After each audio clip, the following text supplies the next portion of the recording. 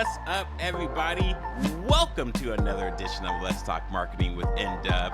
And I'm your host, Nathan Webster, for the N-Dub podcast. And I'm excited that I'm here to chop it up with you today. Today's episode for 172, it's brand strategy and storytelling with Nope, I was about to get it wrong. No problem. It's Shachar Meron. Happens all the time. Shachar Meron. He even told me that too, y'all. So my bad, Shachar. My bad. When you got a name like Shachar, you come to expect it. It's all right. Hey, it's like a French suave name. I'm sure you pulled all the girls back in the day with the name. You don't know me at all. Hey, well, for all my first-time listeners, I want to welcome you to the show. I want to say thank you. Not just say thank you, but give you my sincerest gratitude. And of course, if you're ever in the area, make sure you stop by, say what's up, give that love. I'm a hugger. So for those that are not a hugger, I give it those firmer handshake. For those that are following me, that have been following me, that have been listening to the show, thank you so much for my worldwide listeners that's been rocking with me. And I need to apologize to my worldwide listeners because on July 31st, I've been just recording these podcasts just so fervently, aggressively, I failed to look at the reviews. We have our 20th review. Thank you to Ramus, Ramus 129 on July 31st. That individual wrote, Nathan's positive energy is infectious, always a fun listen, and very informative and 5 stars. Thank you again. I failed to do that in any of my August podcasts. So my apologies to my man or my girl, Ramus129. Thank you very much for leaving that review. And again, for you out there that have been listening that haven't left a review on iTunes, which is the lion's share of the podcast, please do so. We want to get our ratings up so we can compete with the big boys and girls that are highlighted in the business section of Apple Podcasts. So without further ado, I got to get to my guest. Oh my God, people. Shachar. I almost messed that up. You got it. Shachar, man, talk about an experienced individual that has branding, marketing, advertising, promotion. He's worked with over 100 plus brands, including like the Abbott Labs, Motorola, Johnson, McDonald's, Intuit, Nordstrom, Cars.com. But I'm not going to steal any of his thunder because he has a lot of it.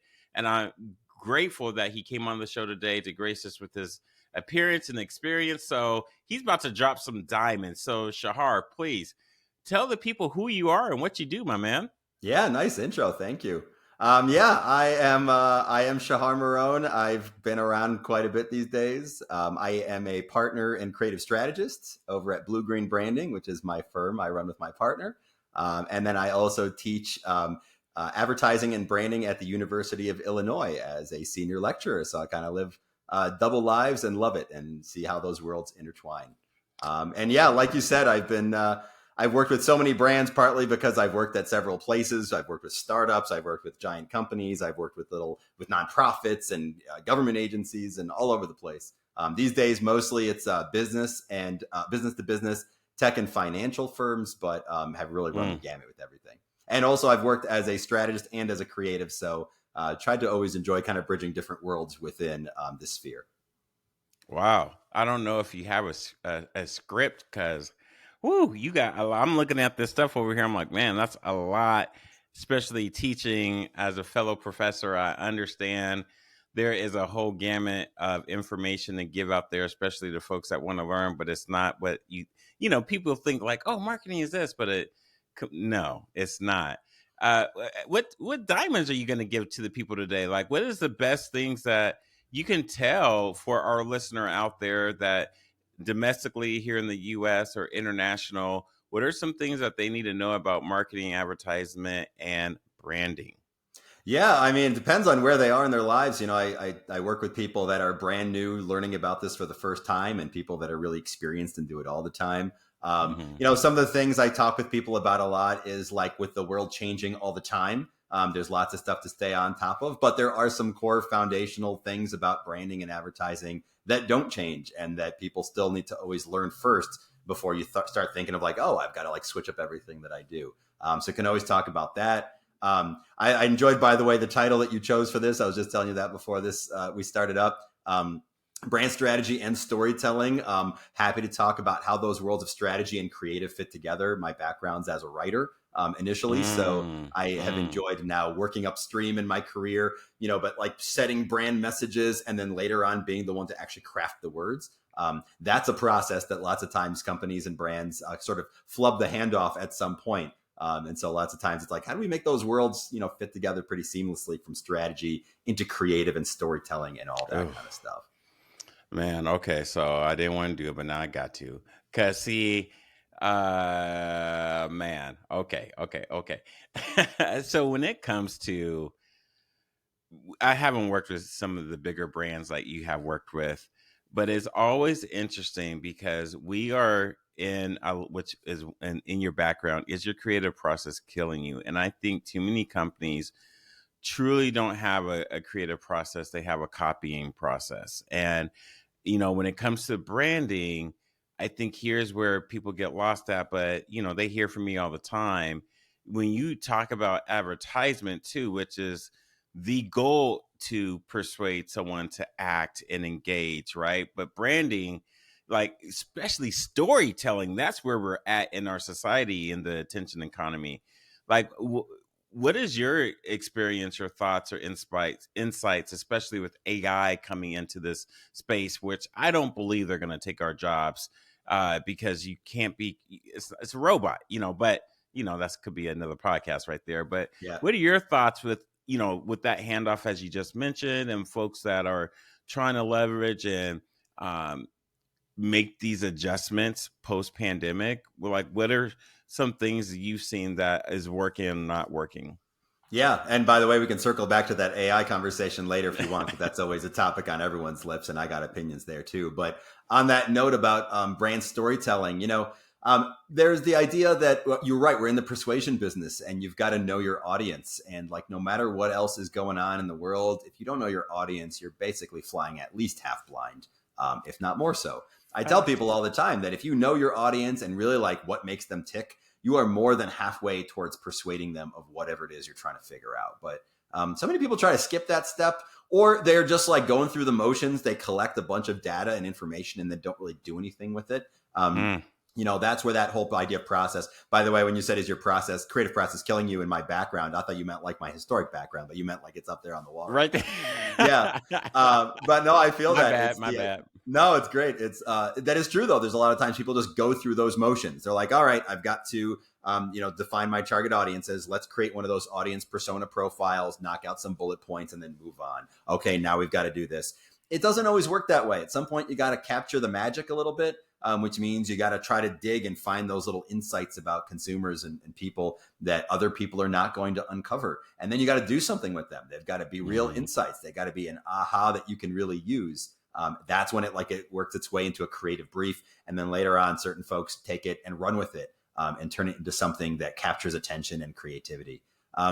But yeah, regardless of like different technological advances or, hey, now my audience is on this platform and instead of that platform, it doesn't change it. It doesn't change the fact that we are emotional creatures and that we can easily be persuaded of things by following our feelings. And that if you understand that in this business, like who your audience is and what they care about and their motivations, then you can actually realistically like convince them of things and in an honest way, just sincerely saying like, where you are in your life, this is what I have for you, as opposed to like, trying to trick somebody or just finding a clever way to grab their attention, only to have them disappointed afterwards, really understanding them. Then when it comes to storytelling, it comes to like, how do you actually then want to compel them with a message? I just came off writing. I do some writing for Branding Mag, which is I'm like a quarterly contributor there. A thing about when you're telling your brand story, who do you start with? Do you start with yourself or do you start with your audience? Who is the hero of this story? Okay, and I've seen the pendulum swing over the decades of some people say,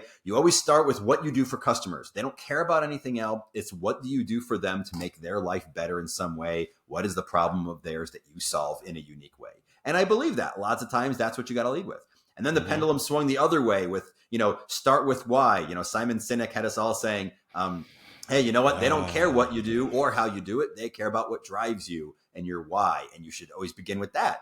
And I'll say, yeah, that's great too. The answer is it depends. It depends on your audience. It depends on your brand. It depends on your situation. You should have both of those ready to go. You should be able to talk about where you're coming from and what you stand for. You should also be ready to talk about who they are and where they are in their lives. And sometimes you're leading with one and sometimes you're leading with others. When it comes to messaging and things like that, I often tell people, you can tell your audience everything, just not all at the same time. You're going to have to pick something to lead with, a priority, good chance that they're going to tune out in about 5 to 10 seconds. So that lead off matters quite a bit. After that, though, you just got to be smart about how you do it. Yeah, I did an episode with Kent Lewis from Anvil. That he went to Dexia. And he's now doing his own thing again. But we did the Colin Kaepernick thing right after Nike did that. And of course, people were still burning Nike brand stuff, from shoes. Yeah, And I have that as a case study in my class, by the way. And really, when I ask students all the time, I ask, what are your favorite brands? Because I ask that as a question for people as a way to learn about them. Nike is still the most common brand that they say for the past few years. So it seems like they took a chance. They took a bigger chance than a company of their size normally would. They did it not necessarily, it depends on who you ask, but I'm sure there was a profit consideration, but it was largely a mission and values consideration. And it worked out for them. I'm glad. Yeah. And I was, I say that because recently I saw Patagonia's founder is going to basically leave his, which is another case study. But what I wanted to get to that is people are buying brands also based off of their own values. And I think for once in our lifetime, which we never had the option to have so many different products and services to choose by what a founder or people or what their vision stands for, I think for once, even companies have to crystallize their vision and be a part of that, especially with the NFL and what they've done. Anyway, I see here, I'm going to go on my tangent, but that's all right. It's the season kicks off today. I completely understand. Let's go Bears. So when it comes, my man. Okay. So when it comes to like that storytelling and messaging, especially post-pandemic now, and people's attention is just not what it used to be. What are some ways that would help someone that doesn't have, say, a marketing team or dollars for ad spend? Yeah. So much of it comes down to like finding your secret sauce. There's that idea that we are bombarded with brand messages every day. Something like 7,000 to 10,000 brands are trying to communicate with us in a day. That could be ads, that could be tweets, that could be logos that you see walking around. How do you stand out? Human beings can't pay attention to that much stuff. We're hardwired to tune most of it out and then just pay attention to select things that are relevant to us or stand out. So how do you become one of those things? It really is trying to triangulate what's special about us, what's our secret sauce compared to our competitors, and then what does our audience want and looking for, and finding where those two worlds marry. Sometimes people get there through a bunch of research. Sometimes people get there by trial and error. Other times people go into a workshop and, try to uncover it for themselves. Might be all of the above. Figuring that out first before you spend $1 on promoting it is huge, because otherwise you're just like scattering things into the wind and hoping that something sticks. If you can actually like focus in on, here's a message that we think is going to work. Because we know we're great at it and we know that our audience is looking for it and we don't think our competitors are saying it right now. And then if you can find a special way to say that, that actually has like your character in your voice of your brand coming through, that's what I would like pinpoint and then go and shoot that out there to as targeted an audience as you possibly can. Digital landscape is fantastic for being really targeted about who gets your messages. It's really great for analyzing and changing things quickly if you need to. Yes. But if you start from just like, I don't know, I'll just say this, I'll say that without putting thought into it, you're just wasting time. You're wasting money sometimes too. Yeah, no, this is good. So let me throw something out there to you for the folks out there, because you hear branding, you hear messaging, you hear advertising, you hear all these buzzwords, right? But like a buzzword like the CAC doesn't get said too much, right? How can someone have a good CAC of doing their branding, messaging, marketing, in your opinion? Being that, and I should say, I should have prefaced this by saying, because getting clients are so hard for smaller business and micro business for lead generation, how can you use that branding as a good CAC for that? And for those that don't know CAC, what I was saying, CAC, the customer acquisition cost, so, or client or student acquisition cost, whoever your audience is. But how can you use that to your advantage for when some people say like, what? I got to find out how much it costs? Like, how do how has it worked in your experience with the bigger brands? Oh, with the bigger brands. Yeah, bigger brands, they have bigger budgets. It doesn't always mean they do things smarter. They've got a little more margin for error than the little guys, which I spent Yeah. most of my career working with startups. And you don't have much margin for error. If you just put half your life savings into this thing and quit your job, and now you got to make it work, you don't have time or money to just throw around, right? Oh man. Yeah. Just tell the truth and shame the devil. Yeah, that's all right. I've been there myself. I get it. It's so much of it has to do with just making some choices. So, like on the target audience side, when I ask clients who's your target audience, they want the world. They want some version of it's everyone. Especially if I'm talking to somebody who is kind of new to this sort of a space, and it's our job then to be like as strategists to like help them narrow it down. We're not saying that we don't want those other customers, right? Because when clients hear who's your target audience, they think, well, I would accept money from everyone, so come on in. That's not what targeting is, though. Targeting is like, what's that smaller subset that we're really focused on, that low-hanging fruit that we think we can get first and best? That's our primary target audience. And then let's like define maybe a couple secondary audiences, which like, it's nice to get those. We'll try some. But that primary audience, the more specific you can get, the better. And especially like sometimes it's about demographics, but more often it's about psychographics. It's like, depending on your brand, it may or may not matter how old they are or if it's man or woman, but it might matter quite a bit if they're very health conscious or tech savvy or, whatever it might happen to be. So now I say that because entry level people and clients that are new to this, they don't like to target because they feel like they're leaving money on the table somehow. Big brands are no better. Big brands full of people that do have training in this, and you're working with like a chief marketing officer or somebody that's high up. They're brilliant people. They do good things, but they also don't want to limit their target audience because they're also thinking like, well, the more broad I get, then the more the better chance I'll have at success, right? I'll cast a wide net. But again, they also have to be talked to about like, let's get more specific. I know that we want all these people, but look, you've still got a lot of competition right now. Chances are for the big companies, you have fewer competitors, but they're more heavy hitters. And you can't afford to be generic any more than you could if you were a startup. So let's find out who those subsets are we really want to go after. And then let's have a really targeted message going for them. When I talk about finding your secret sauce, it's just very much about like, what's that one message that we want people to take away when they hear our name or they see our campaign? If you can get that down to something that's like a single sentence, a single concept, and then you find a clever way to put it, that's worth a lot. That's another thing, by the way. The big brands, I'm saying they don't like to target any more than the smaller ones do. They also sometimes are more hesitant to try something a little bold or different because your mindset shifts. When you're a startup, it's very much about like you're growth oriented. You're trying to like, you've got nothing to lose at that point. You're trying to like really get out there and grab something. When you're really large, you're very risk averse. You've got a lot to lose. You've got a lot of shareholders. You've got a lot of bosses. And so you sometimes are more of the mindset of like, what's not going to rock the boat? But you also have to strategically make choices to be a little bit bolder, to select something that's maybe a little bit narrower than you were comfortable with, to have a little bit more something special in your tone of voice than your competitor does. So often they have to be pushed in that regard too. So basically, you got to the point which it was a little bit more of a lead, and I wanted to is to show that big businesses got to do the same as little businesses. They just don't have the same budget. That's right. They're doing it on a larger scale, but it is largely the same concept. So we are almost out of time here. What are some mistakes that you will tell the listeners not to make that you can help them with? If that's one thing of a dime, or what's one piece of good advice you can give them? Of what not to do? Either what not to do or what they should do, or both. Yeah. What not to do?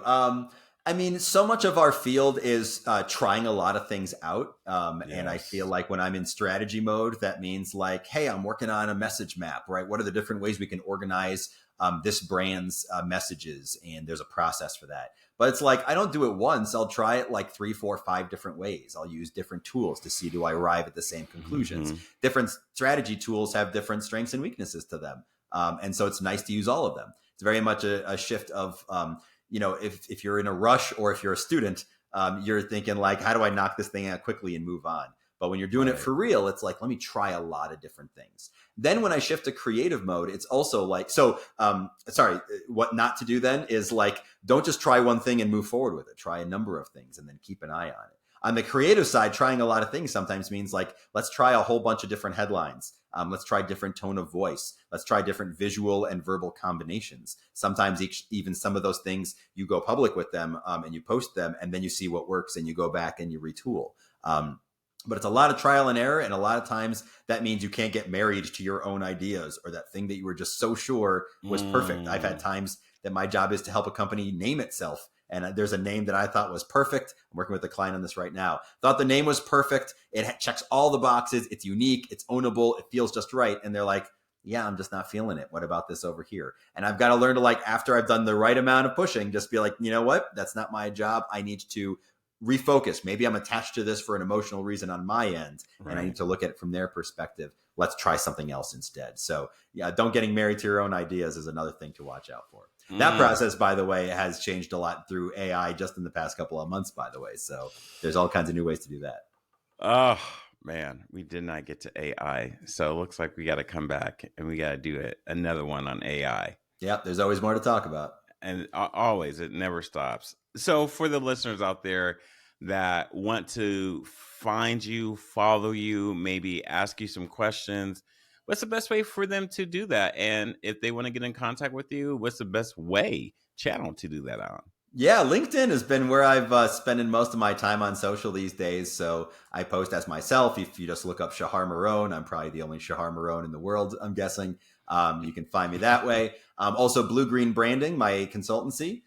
We have, if you go to bluegreenbranding.com, we've got a section for insights and resources. These are things that we've created, templates, tools, checklists, articles, things to just give people. The way we look at it is like, look, if you think you need to hire a consultant and then it turns out that like getting an online template or reading one of our articles does the job, great. Don't hire us. Go take care of it yourself. You get to a place you're stuck, just circle back. So recommend people check that out. There's plenty of writing and drawing and all kinds of stuff, video that I put out on there. And then Bluegreen Branding, you can follow us on LinkedIn as well. So yeah, let's just say LinkedIn and our website, best way to go. Awesome. And I'll have that in the show notes as well. And I want to say, Shachar, thank you so much for coming on, my man. Yeah, thanks for having me, N-Dub. Yeah, absolutely. And so we will definitely want you back on the show. Thank you for blessing my listeners with your knowledge, your experience, and your fortitude, because I know this ain't easy. I know this ain't easy. That's fun. Yeah. Till next time.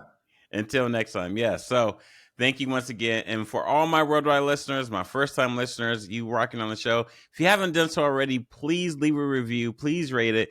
Please share it. And also, if you can, subscribe, download it so you can get this on a regular basis. And so until next time, wishing you the very best. Dream big and Godspeed.